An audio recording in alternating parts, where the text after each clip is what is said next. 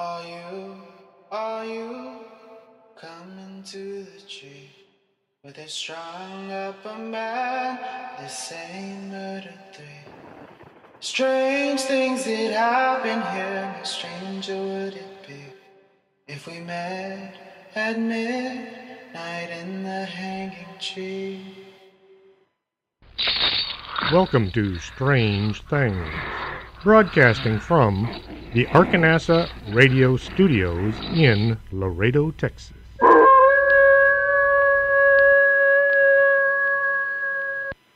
And welcome to the show. I'm your host, Chris James. With us tonight is Jerry Hestand. Jerry is a native of North Texas and has been involved in Bigfoot research since January of 2001. Jerry is now a retired elementary educator who has spent much of the last 16 years investigating and writing witness encounters about Bigfoot sightings in Texas, Oklahoma, and Arkansas. His research has extended from the swamps of the Big Thicket, bayous of Fouke, Arkansas, and also led him to the mountains of southeast Oklahoma in search of what is called the wood ape. Jerry has appeared in 2 Bigfoot documentaries and has been mentioned in several books and magazines, as well as local news articles. He's had numerous encounters with southern Bigfoot over the years, culminating with an up-close sighting in the mountains of southern Oklahoma. Jerry, at what point in your life did you decide that looking into Bigfoot was what you wanted to do? Well, it was probably about when I was in junior high. It seemed like there were a couple of films that I saw in those years. The first one was the famous Patterson-Gimlin film that we just celebrated the 50th anniversary. And soon after that, I saw the movie The Legend of Boggy Creek, which just really got me hooked. And my buddies and I all decided in junior high that, if we ever got a driver's license, we would drive to Fouke, Arkansas, because it was only about a 3-hour drive away. And my buddies forgot about it, but I didn't. I was hooked after seeing that film and that movie. What'd your family think about your newfound interest? Well, my dad was kind of interested in it too, and I really didn't, break out into really being interested until the 1980s. It seemed like there was a lot of Bigfoot documentaries on, and then later on into the 90s, there was the X-Files that, kind of prompted my interest in investigating something. I've always been interested in ghost stories and UFO stories, but I thought, with Bigfoot, there's some tangible evidence, and if I'm going to investigate something, that would be the thing I'd want to investigate. So when I first got a new computer, my first computer, that was one of the first things I looked up, and fortunately there were some other people in the Dallas, Texas area that were interested too, and I joined with them, and I've been doing it since 2001. There weren't very many TV shows about cryptids back then. Tell us about just some of the shows you saw. Well, there was the famous In Search Of series with Leonard Nimoy as the host, and Arthur C. Clarke's Mysterious Encounters, Strange Encounters.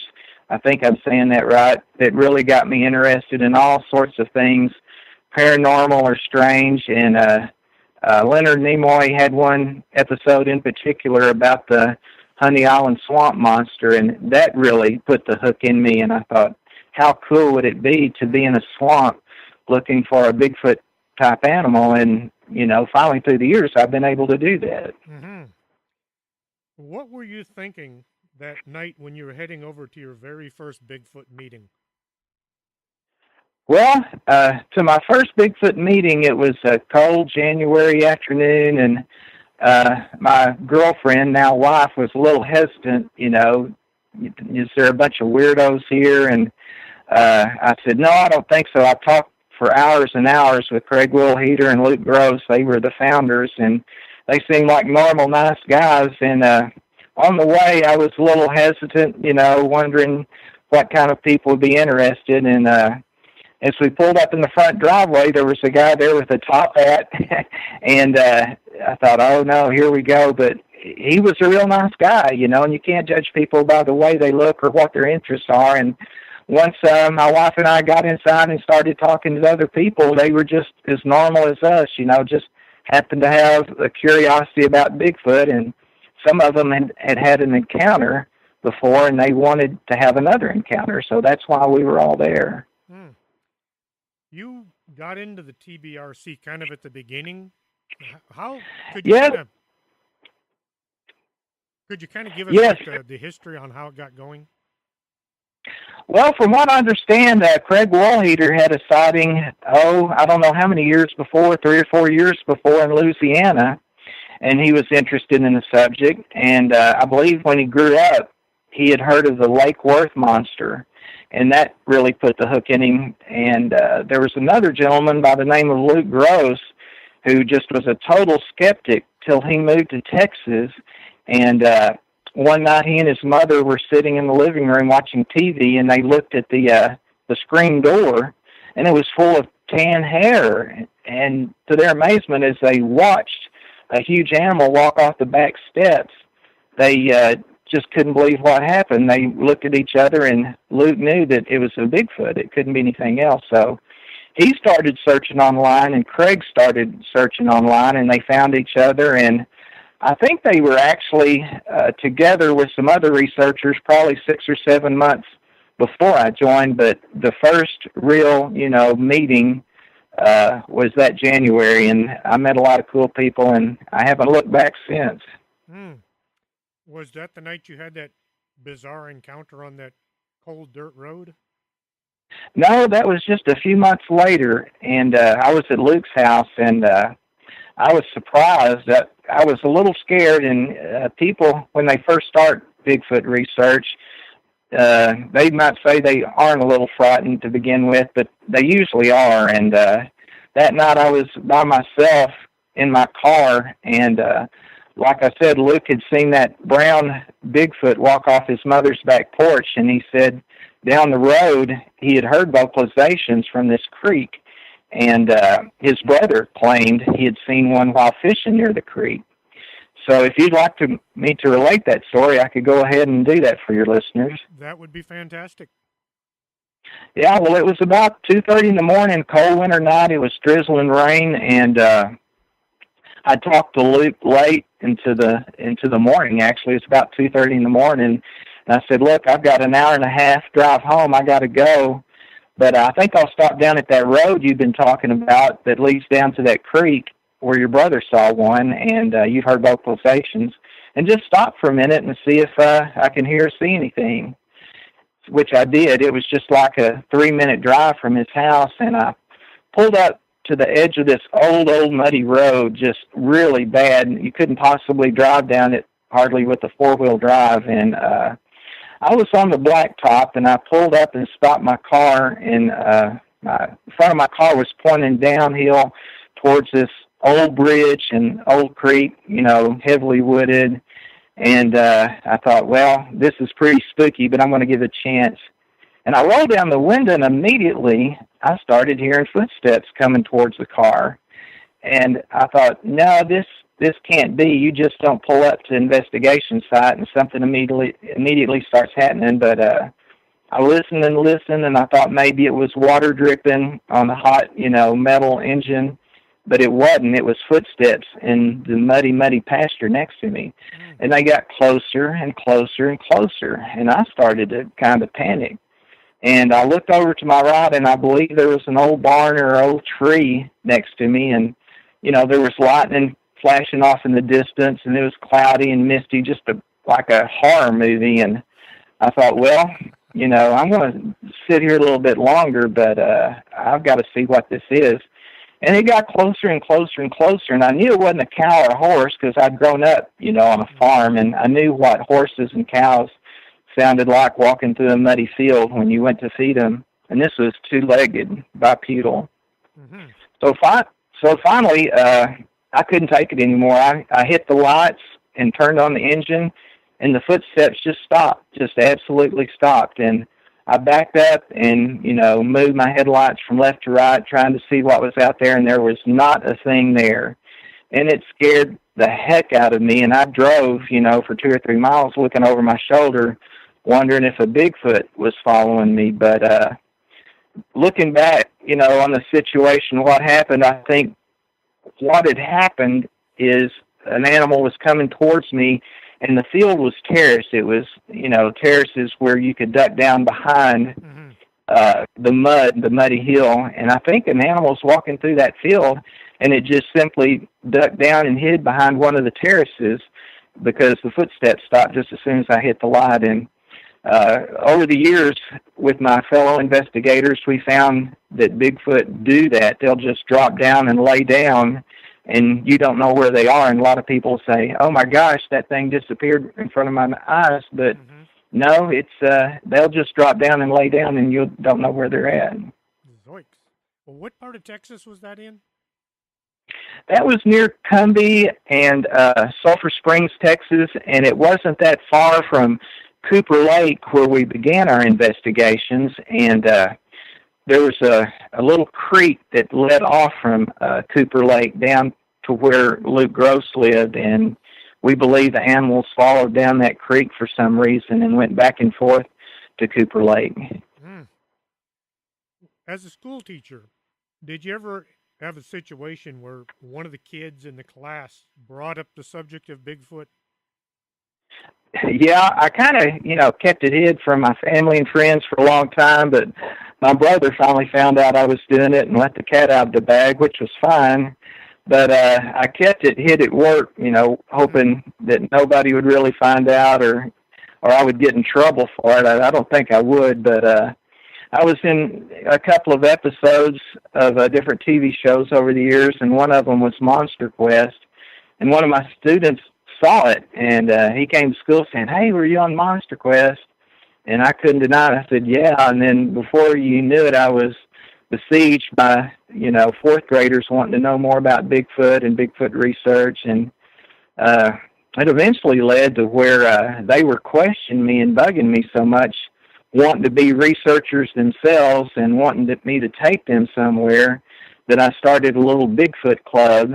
And it was so funny. I told the fourth graders that I would let them be in a club after school, and we would make it educational. They would have to look up the different animals in Texas and study their tracks and habitat if they were going to move on to something bigger like a Bigfoot. But the fifth graders caught me in the hall and said, "That's not fair. We were your students too. We want to be in it."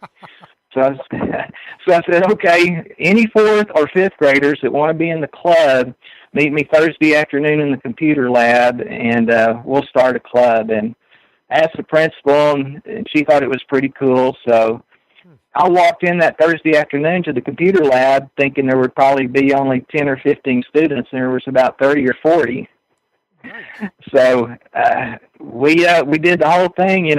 We had officers, president, vice president, treasurer, and I had them design their own logo for the club. And I told them they had to have a passing grade, and they would have to do some research papers, like I said, over animals, or maybe famous Bigfoot researchers like John Green and things like that. And there was a guy in the community that had 500 acres right there on the Red River, and he heard about our club, and he volunteered to let us use his property, and it was just so much fun. We'd, all 30 or 40 of them could make it, but usually 20 or 25 would, and we would go down to the Red River, and there was real nice soft sand, along the edge of the river, and we took plaster, and all the children got to make plaster casts of beavers or coyotes or raccoons, and then they would put their own little feet in the soft sand and make their own footprints, and they just had a lot of fun with it. And we put some game cameras out on the land and caught some pictures of wild hogs and deers and things, and we had a really good time there for a while. Man, as far as you know, have any of them pursued not a career, but an avocation, looking for creatures like this? Not yet. They're all just about in high school now, and a lot of the teachers, I retired, but a lot of the teachers have kept in touch with me and said, the kids are still interested in it, and they wanted some of my books. And one of them, really took my book to heart, and that was pretty cool. The special ed teacher came to me and said, the kids that didn't really want to read or write were interested now in reading and writing. They all wanted to write Bigfoot stories, and they couldn't keep the 2 little Bigfoot books in the library, checked in. So I think I made an impression on them, and hopefully I helped them, in their quest to read and write and become an adult. And hopefully someday I'll hear from some of them, and yes, they will actually go on an expedition with me when they're older. that would be fantastic. They could say, I knew him way back. And you could say, I knew him as well. Tell the listeners about what you called the booger in the barn. It was one of the chapters. Yeah, growing up in a little town in central Texas, nobody knew what a Bigfoot was. Nobody, really even talked about it. Whereas in northeast Texas or southeast Texas, it was a common thing. There was a wood ape in the woods or a swamp ape down in the swamp, and it was part of their culture and their way of life. Their grandparents and parents would tell, stories about somebody seeing something like the famous Fouke monster. But where I grew up, nobody really talked about it, but the women would tell the children, you better be back in the house before it gets dark, or a booger will get you. And I asked my mom, well, what's a booger? She said, it's a big hair-covered gorilla thing, and it'll get you. And it scared me. And I always made sure I was back in the house before it got dark, because I didn't want a booger to get me. And my little friends, too, said, hey, Mom said the booger will get us if we stay out too late. So that put a little hook in me when I was young, and I thought, well, if there is a booger and they are out by creeks, I want to know about it. Mm-hmm. How did your fitness program work out towards your adventures?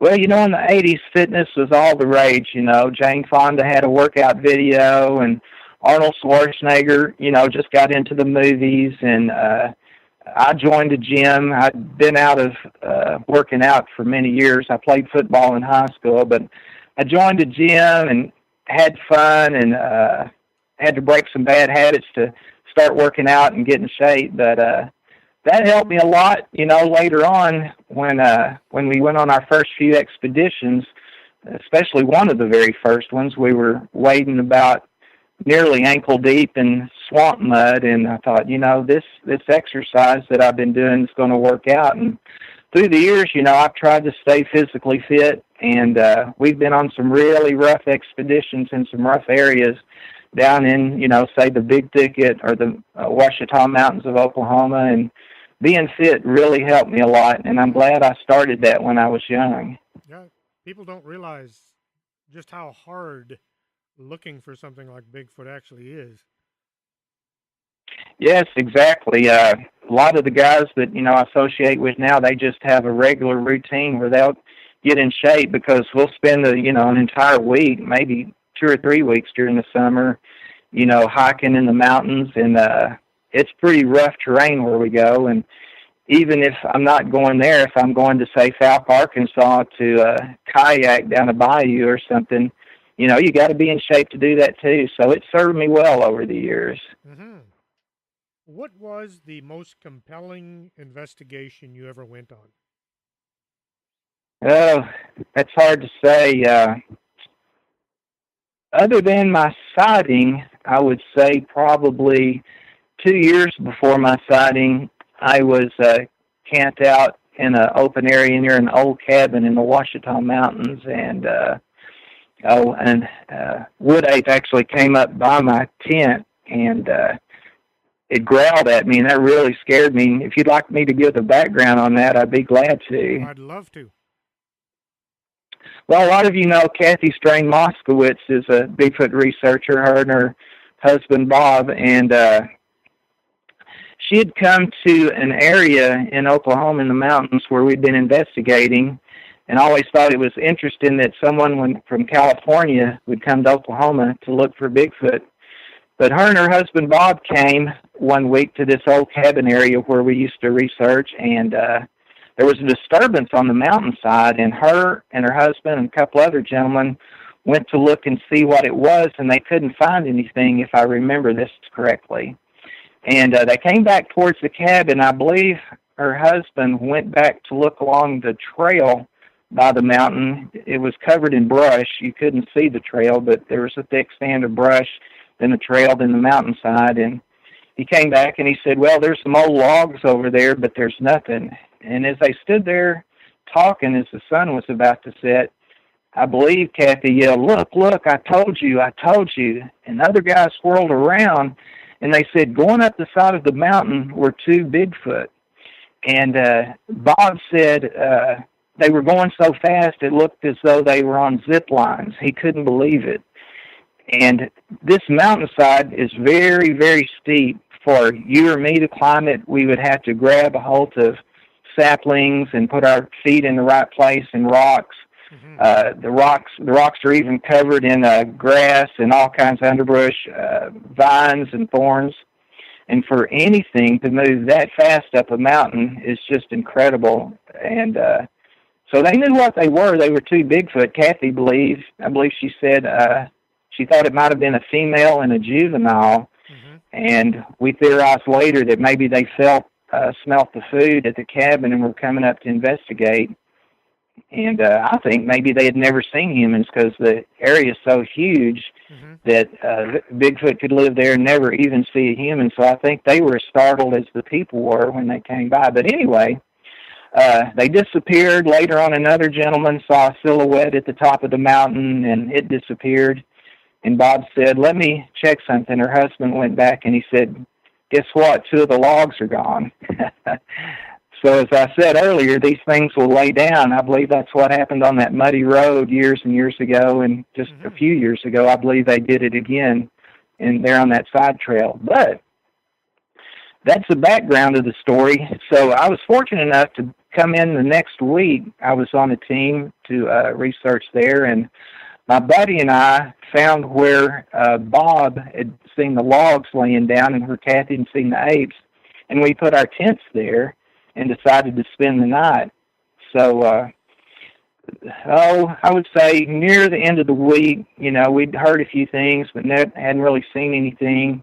And there were like 4 or 5 other researchers went into the cabin and left my buddy and I out in our tents. And I asked some of the guys, said, hey, why are y'all going in the cabin? The action's out here. And one of my friends, Daryl, said, and my nickname was Bobcat, he said, Bobcat, if you've seen one of these things like I have up close, you wouldn't be out in the tent either. Mm-hmm. Not to interrupt you or anything, you did see the movie by Bobcat Goldthwait?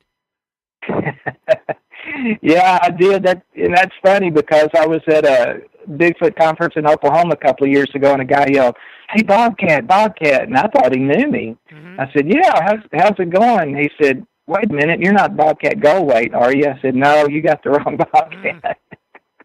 That is the wrong movie to watch before going camping. Okay. Oh, and yes. Yeah, he did a good job because I've been in situations just like that movie, and if your listeners haven't seen it, I would suggest watching it, especially the parts where the couple are in the tent at night just sitting there listening, and I've been in that situation myself. Oh, back to your story before I get you completely sidetracked.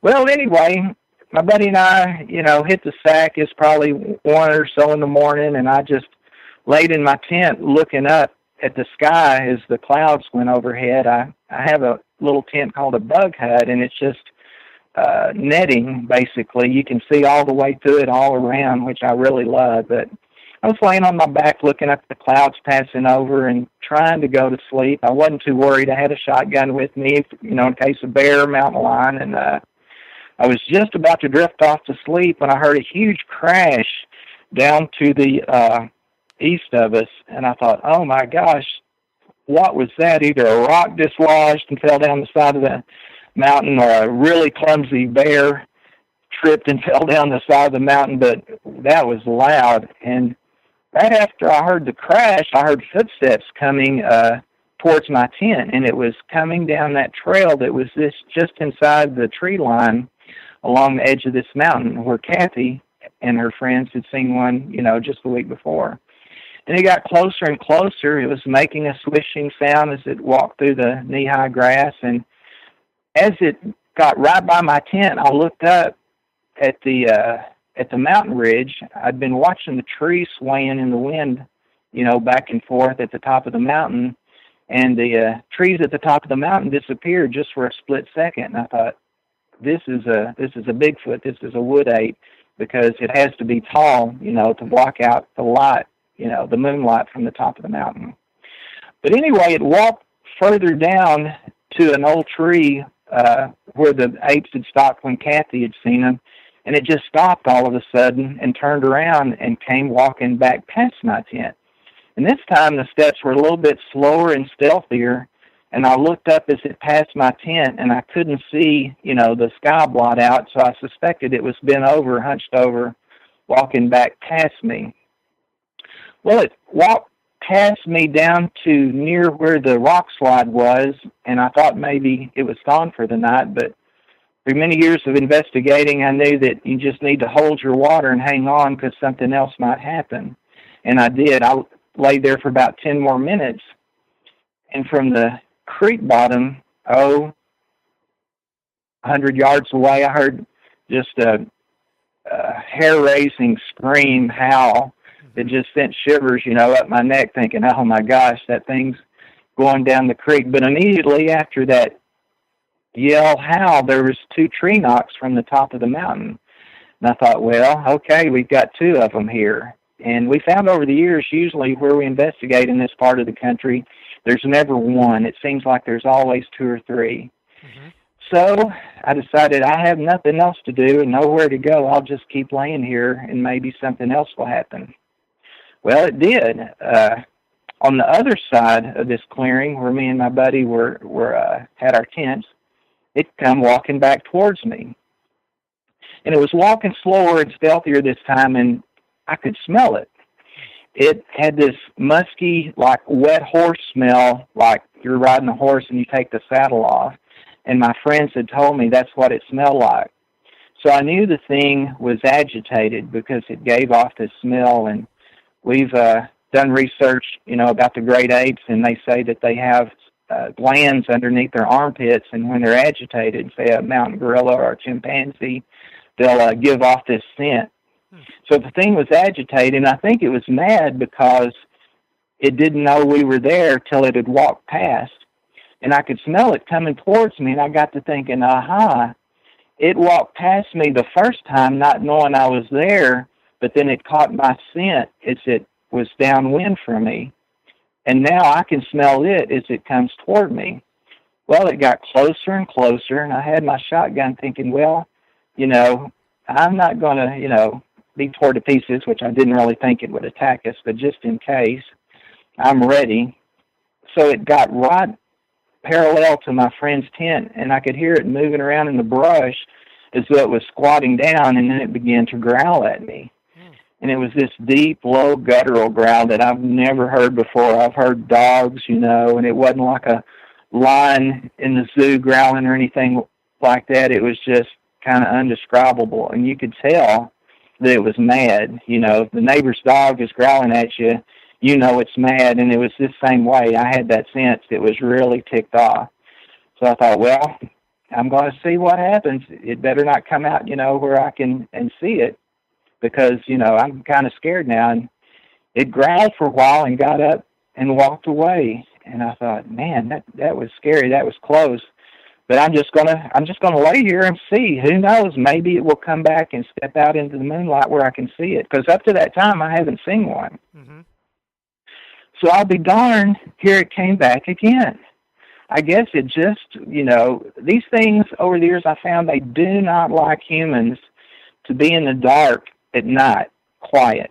Because humans just don't do that in the woods, do they? I mean, if we're out in the woods, we've got lights on and we're talking loud and laughing and have four-wheelers and stuff. And for humans to be sitting quietly out in the woods, they hate it. And this animal hated it, that, it had passed right past us and didn't know we were there. But Anyway, it walked right back to the same spot where it squatted down before by my friend's tent, and it began to growl again. And that was it. I couldn't take it anymore, and I yelled at my friend, Mark Porter. I said, Mark, wake up. And the thing took off, and I had a light on my shotgun. I hit the light on, and, you couldn't see anything, just a wall of brush. So I got out of my tent as quick as I could and woke my buddy up, and he was pretty freaked out. He was going around in circles in his one-man tent. I didn't know people could do that, but he was going around in circles looking for his flashlight and gun, saying, don't leave me. I said, don't worry, I'm not going anywhere. And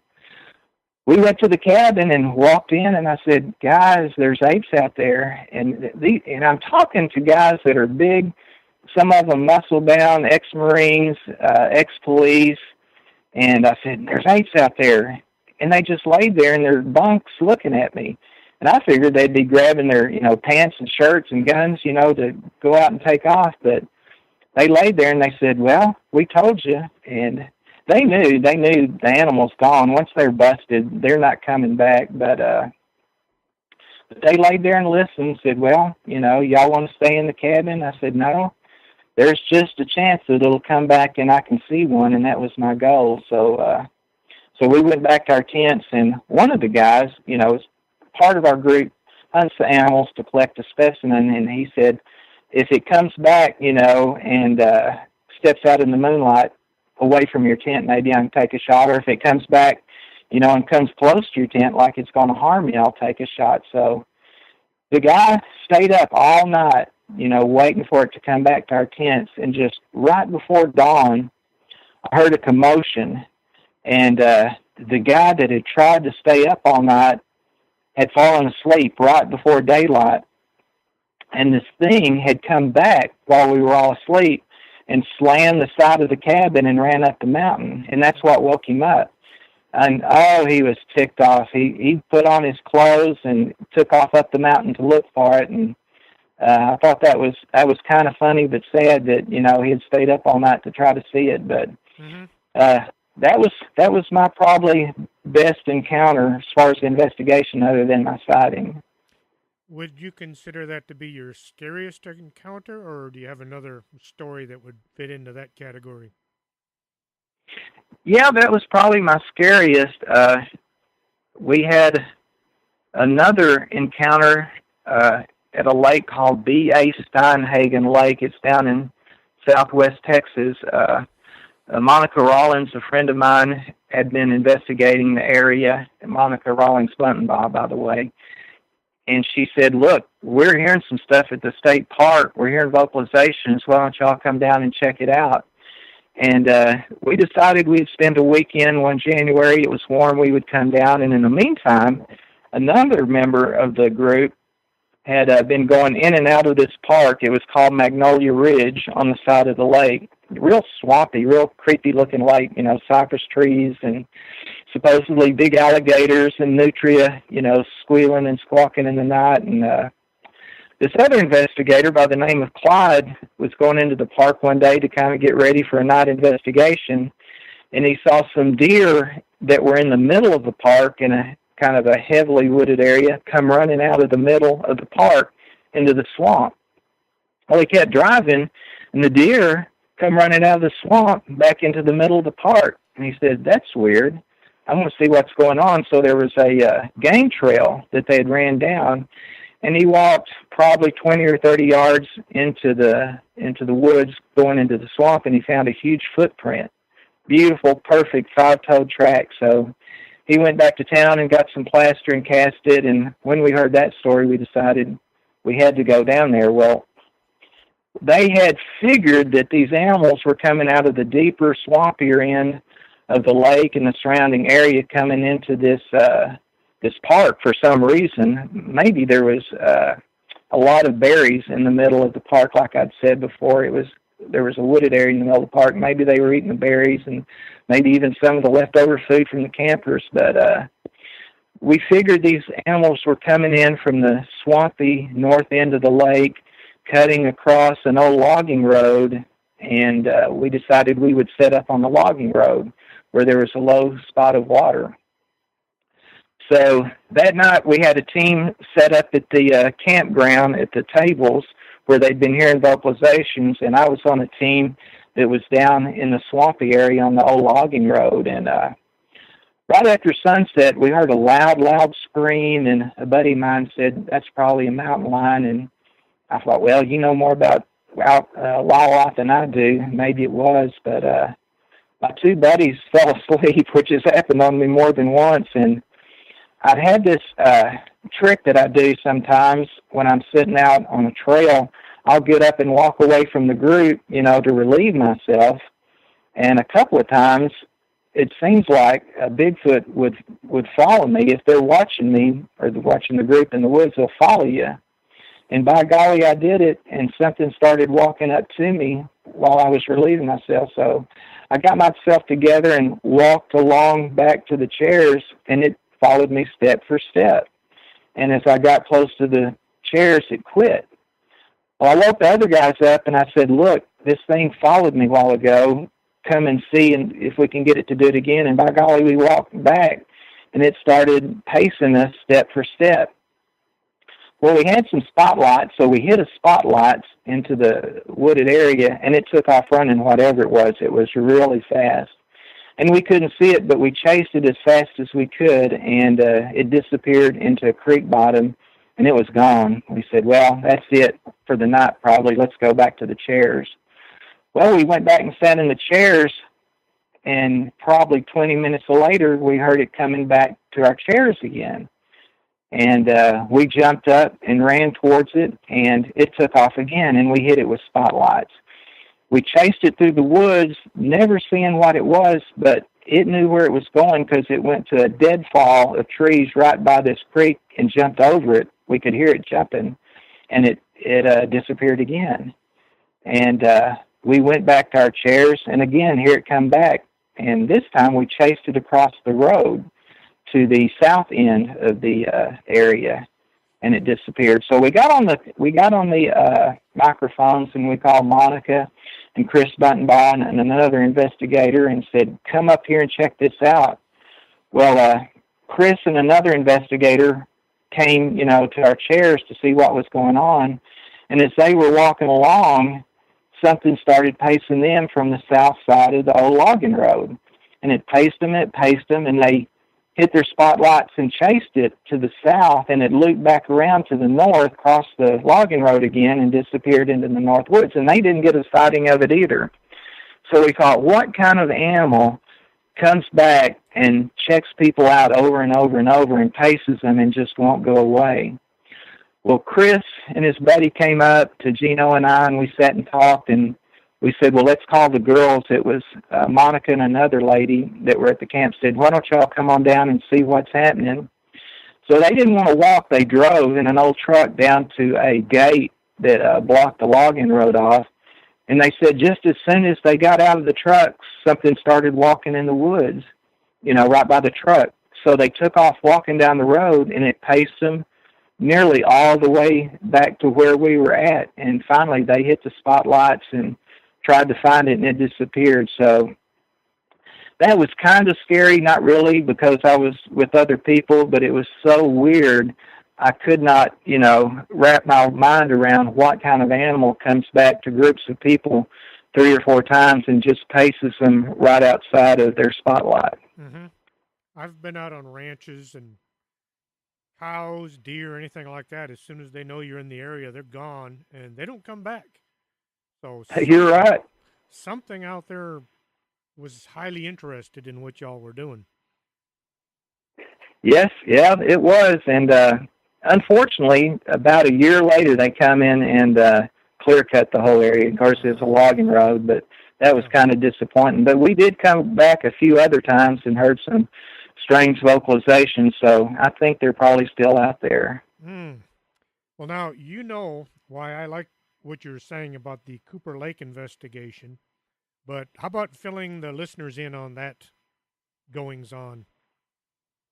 Well, when I joined the group, they were investigating the Cooper Lake area, and they said, look, Jerry, there's a guy named John Green who wrote a book called Sasquatch, the Apes Among Us, and he mentions this little town in Texas called Peerless, and he said there was the Sulphur River running through Peerless, and the state of Texas come in and made a reservoir and dammed up the Sulphur River, and soon afterwards, the people in the area began to see and hear Bigfoot coming into the just 3 or 4 houses that were there.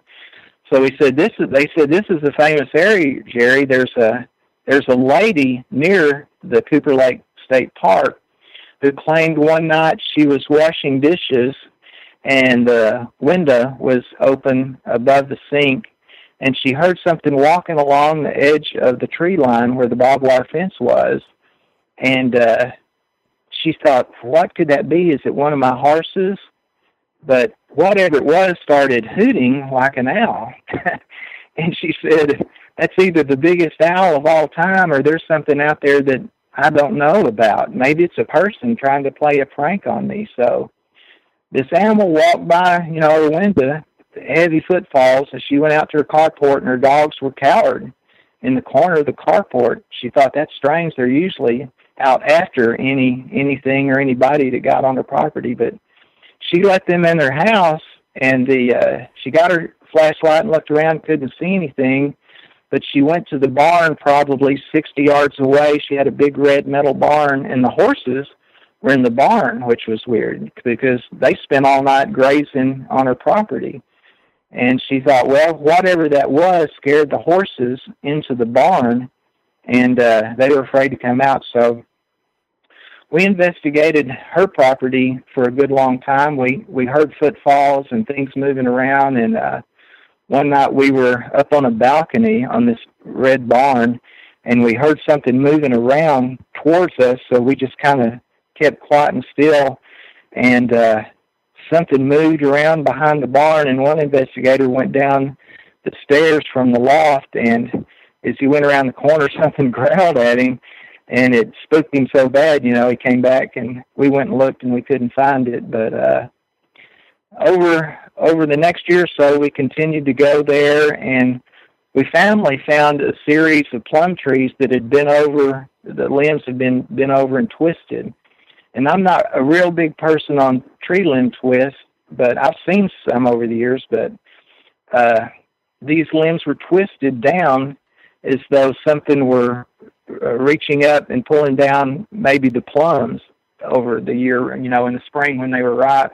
And this led to a wildlife management area near the lady's property, and it was even closer to Peerless. So we spent years and years out there and had some encounters, and one particularly harrowing night, I was sitting out with a friend. There was a crossing of a gas line and electric lines, and we thought this is a perfect place. It's on the top of a hill, it's clear. If any animals move around, we'll see it. So Buddy and I had camping chairs on this equestrian trail that ran along the edge of this clearing, and we set up our chairs, got our lights and whatever, and got ready for the night. And as usual, we were falling asleep about 2 a.m, and there was a loud wood knock across the clearing from us, and we both jumped up, and it was definitely wood on wood knocking. We said, "Oh wow, that's our first wood knock we've heard." Well, right after the wood knock, it sounded as though somebody had a baseball bat hitting a metal gate that was on the fence behind us like 3 times, and that put the hair on the back of my head up. I said, "Oh my gosh, there's one in front of us and one behind us." So we got on the radio to the main group and told them what happened. They said, "Well, just sit tight and be quiet and maybe something will happen." Well, about an hour later, my buddy had fallen asleep, and this was the first time I used, and I didn't know it was a technique, but I used the technique of walking away to relieve myself, and something shadowed me just step for step. First time it ever happened, just kind of freaked me out, and I didn't want to use my spotlight, but, hoping it would come out in the opening where I could see it. And I went back and told my buddy, and we walked back down the equestrian trail, and it just paced us for 20 yards, and we headed back to the chairs, and it paced us back. So we finally hit our spotlights and heard something run off, but whatever it was, we didn't get a look at it. And we called the main camp, and they said, well, just hang tight, just maybe it'll come out and you can get a look at it. Mm. Well, 30 minutes later, my buddy was asleep again, and I heard something moving behind my chair. It's probably 3:30, nearly 4 in the morning. And it was creeping closer and closer and closer right behind me in the woods. I could hear footsteps in the leaves. There wasn't any mistaking that something was creeping up on me stealthily. And I sat up just a little bit, and it stopped. And I thought, oh, it can see me. It knows I'm awake. I'm going to slump down in my chair like I was, like I'm asleep, and see what happens. So I slumped down in my chair, and about 10 minutes later, it started creeping closer and closer. So I thought, well, if I just don't move, it'll come out, maybe even right upon me, but at least I'll get a look at it, and I don't think it's going to attack me or anything if it's a Bigfoot. So I just sat there, and it got closer and closer, and I could hear the footsteps, and still it sounded as though someone had caught their toe on a tree stump, and it tripped and fell forwards. And I thought, well, that's no known animal. That's either a Bigfoot or a person. So I woke my buddy up. We hit the spotlights, and we, whatever it was, run down the hill, and we chased it, but it was just too fast for us to see. So we called the main camp, and they said, well, if it's left your area where the highline wires are, maybe it'll cross the gas line. So they got up and looked in the moonlight, and they said off in the distance they saw something cross the gas line from the south to the north where we were sitting. And we were pretty sure it was the famous fearless Bigfoot that John Crean had talked about so long ago. Now, the listeners probably don't realize that comment I made about Cooper Lake. My wife and I stayed there in our RV. Normally, when we're in the RV, I don't bother to lock the door. When we were at Cooper Lake, something creeped me out to the point that I locked the door. I took my pistol out of its holster and had it sitting on the bed right next to me just because of a feeling. And I had no association at the time that there were Bigfoot in the area. If I'd have known, I probably would have relaxed a lot more. Well, I tell you, it's coincidences like that has kept me going all these years. 2 or 3 years will pass and nothing happens, eventful, and I'll think, well, I haven't seen one, and this is kind of a waste of time. I'm going to quit. But then some strange coincidence, like you just mentioned, putting 2 and 2 together, gets me interested again. I've kept going. And I've run across coincidences like that. Nobody knowing the area has Bigfoot sightings. They don't know other people that have had sightings, 10 years prior to them. And it's not just a fantasy that people are making up. I believe there's a real animal out there. Mm-hmm.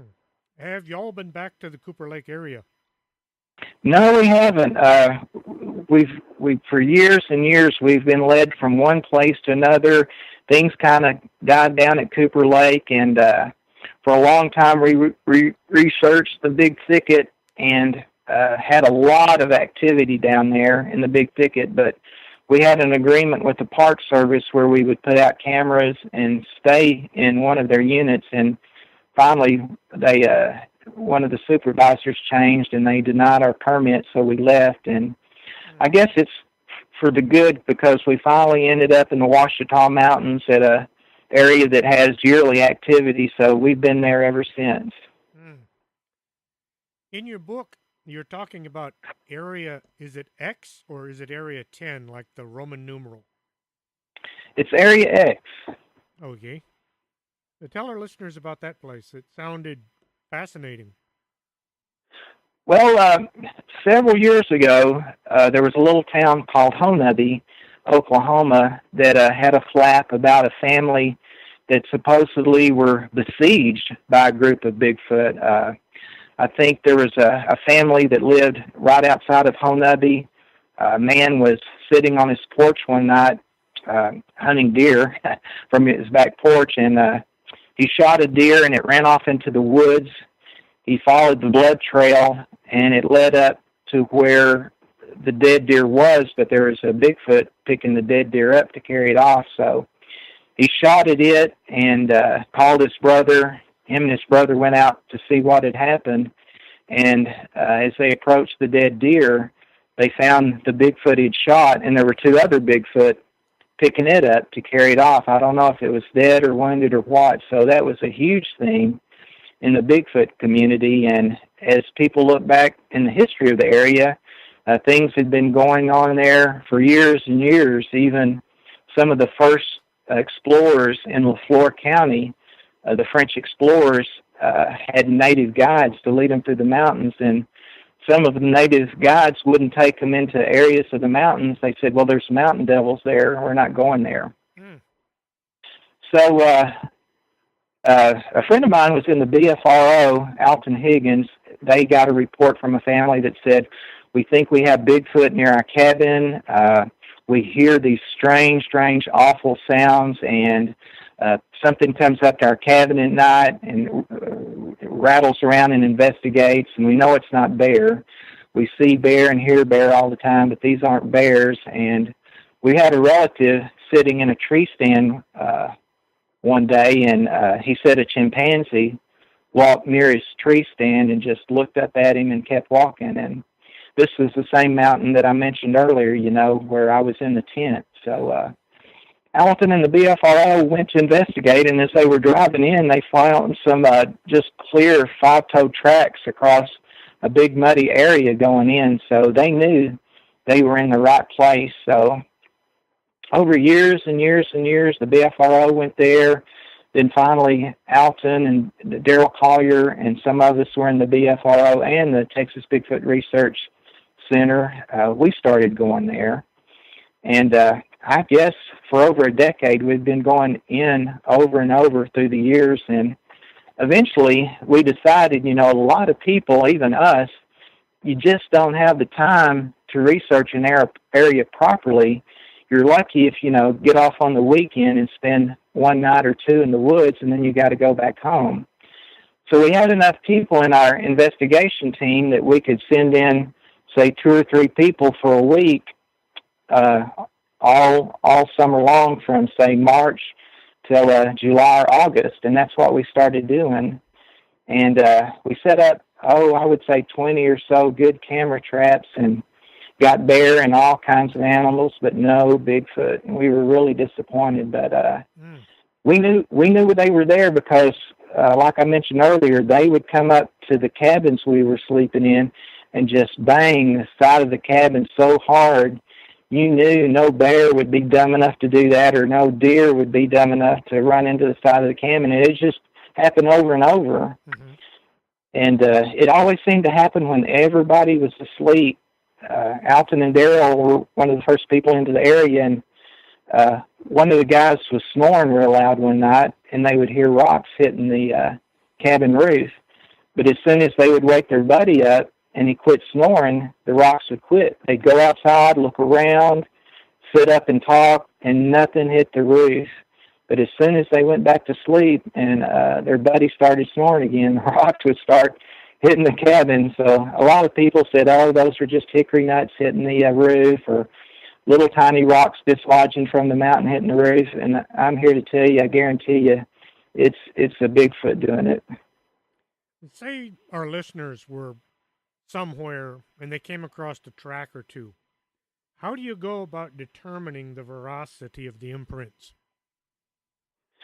It's hard to tell. I've seen a lot of tracks over the year human. I've only found, in the many years I've been doing this, I've only found myself 2 tracks, and I've probably seen a half a dozen tracks that I think are legitimate. So to check the tracks out, I would take a picture of it. I would use something to scale, like a pencil or a pen or your wallet or whatever. I've even seen people lay a dollar bill down beside the track to get some scale to it. And I would get as many pictures of different angles of the track that I could, trying to use the light and sunlight to bring forth the definition if there's toes. And a lot of the time, humans will walk in mud and dirt, and it'll wash out over time, and it'll look like there's five toes, but it's just a human track. And even animals, when we were at Cooper Lake, we would search the equestrian trails, and horses, as they slid in the mud going up and down the hills, they could make what looked like five-toe tracks. And we were in an area near the Trinity River one time, really good area, had a huge blackberry, just an acre of blackberries growing, or blueberries, excuse me, and we found a tree, I believe it's an apple tree, that had some apples missing, and it looked underneath like there was perfect five-toe track, but we got to looking, and it was where a cow had double-stepped and made an impression. So I would warn the listeners to be very careful and make sure, it's a Bigfoot track. And if you have the opportunity, go get some hydrocal. It's a substance that's harder than plaster of Paris. You can buy it at a local hardware store and get some hydrocal and mix it and make a cast of it, and there you go. And I always tell people that if you want to investigate Bigfoot, there's several things you need to look for. And first and foremost is a history of sightings. Like Falk, Arkansas, I know there are Bigfoot living in the swamps and forest around Falk because there's year-round sightings. And the same thing in the Big Thicket and the Washita Mountains. And I would suggest to the listeners maybe get in touch with the Bigfoot group, some organization, and see if they've had any sightings, or see if you could even join. That's about the best way to do it. Be careful, there are legitimate groups, and there are some that aren't quite so legitimate, but, join a group, get involved, check out the area, maybe even look at a satellite image. I've done that a lot. Is it a viable area? Is there enough forest, food, water, cover, all the things an animal needs? And it's a good hobby. It's a really good hobby, and you never know. You never know. That track you found may be the beginning of a new thing for you and your family. Amazing. Did you get to go out to see Bob Gimlin for the 50th anniversary? No, I didn't, and I'm kind of glad I didn't. But I've met Bob on several occasions. He's a great guy. I'm telling you right now, listening to him tell the story of him and Roger Patterson seeing the Bigfoot, he will make you a believer, because he'll look you right in the eyes and just tell you in detail the whole encounter. Mm-hmm. Yes, I've met Bob one time, and it was memorable, to say the least. You refer to Bigfoot as an ape. Would you consider his being a lot more than just an animal? It's hard to say what it really is, especially in different parts of the country and different parts of the world. I think if Bigfoot exists, I'm sure it exists in the Pacific Northwest. I think we've got a different animal up there, and here in the South, I think we've got something a little bit leaner and more aggressive, and a little bit longer hair on it, searching around, looking in Louisiana, Texas, Georgia, places like that. But I'm not sure, what they are, and we will never know until we have a specimen, to look at, because who knows, in some other parts of the world like China, they could be Neanderthal, or you just really don't know. I've seen you at plenty of Bigfoot conferences, but this year was the first time I ever actually heard you get up and speak. Are you going to be up on front at the next conference, or do you know yet? I don't know. It's funny you should ask. I talked to Craig Woolheater today, and he mentioned a couple of pretty big names in the Bigfoot world that's going to be speaking next year. I can't give it away because Craig didn't give me the permission to, but I would like to speak there. There's a Southern Texas Bigfoot Conference coming up. I got in too late for that, but, I would love to speak at some more conferences and spread out across the country, because there's nothing much more fun, than to sit around and just hobnob and talk to other people from around the country. And people come up and say, hey, I read in your book that you had a sighting here, and I did too, or have you ever heard of a Bigfoot sighting from this area? And I'll tell them what I know, and it's just a lot of great fun, isn't it? Oh, yes. And you get to meet people that normally you only see them on TV. and then you find out they're very much human and they're pleasant to talk to. Yeah, you're right. I've met Lauren Coleman and John Bindernagel and all the, Bigfoot celebrities, and you're right, they're just regular guys, and they've encountered something strange in their life that they just can't put it down and can't let it go, just like us. Mm-hmm. This last conference, you couldn't have gotten another person into that building. You don't, per chance, think that maybe the high school cafeteria would be a better place, or is that not as big as I remember it? Yeah, we used to have it in the high school cafeteria, and we outgrew it. And this venue, you're right, it was wall-to-wall people, and Craig is looking into to a bigger. There's one other place in town that has a bigger spot for a conference, and they're pretty steep on price, but I hope Craig can talk them down because we do need more room, don't Yes. we? Oh, it was crowded. Tell our listeners about your book real quick before we finish up. Well, people ask me, why did I write a book? And basically, for the last 4 or 5 years, after an investigation, late at night, sitting around the campfire, we'll tell stories. And, people like Alton Higgins and others just have a rich database of Bigfoot stories in their head, and a lot of other guys in the group that I research with. And we'll just tell stories for hours and hours, even firsthand or secondhand or something we've read. And my buddies would say, well, why don't you write a book? And I thought, well, why don't I? I'm retired. I have a huge database of reports, on my computer. It wouldn't be that hard. So I spent a couple of years, getting an outline and getting things set up. And Lyle Blackburn, I've got to thank him a whole lot because he gave me, all the information I needed to write a book. So I finally pushed through it, and I had a great editor and a guy that put it in the right format to put it on Amazon, and it's been a great experience. I would suggest, I know a lot of people say I'm going to write a book someday, but I just suggest just go ahead and do it. Mm-hmm. And the book we're talking about is called Hunting Apes in America, My Life as a Bigfoot Hunter by Jerry Hestand. And I'll put a link to the Amazon page as soon as the show is on the air. Yes, please do that. And you should give them a link to my website, which has some pretty cool stuff on it that, you wouldn't see anywhere else. It's just www.jerryheston.com. There's a lot of videos and pictures on there I think your listeners would like. And you can order my book through there, too. I'll do that. Okay, well, I really appreciate you being on the show with us tonight. Hopefully I'll run into you. Yeah, it's been great. I really enjoyed it. I always love telling Bigfoot stories. That's something I'll never grow tired of. Well, I'll probably see you at the next Bigfoot conference there in Huntsville coming up in April. I believe so, yes. I plan to go to that. I'll look forward to seeing you. Okie doke. Well, I do appreciate it.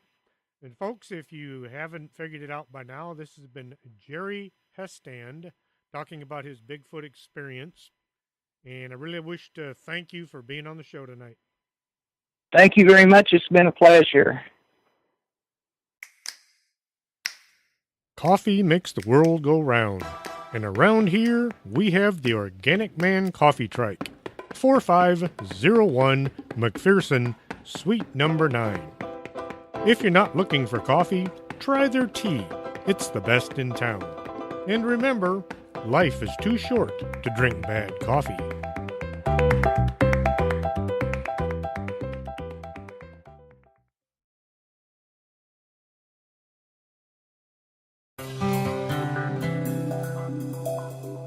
Are you taking care of your skin? Or are you going to wait and see how time treats you? Take care today by contacting Lourdes James, Independent Beauty Consultant, at 956-723-3019. Don't let time get the best of you.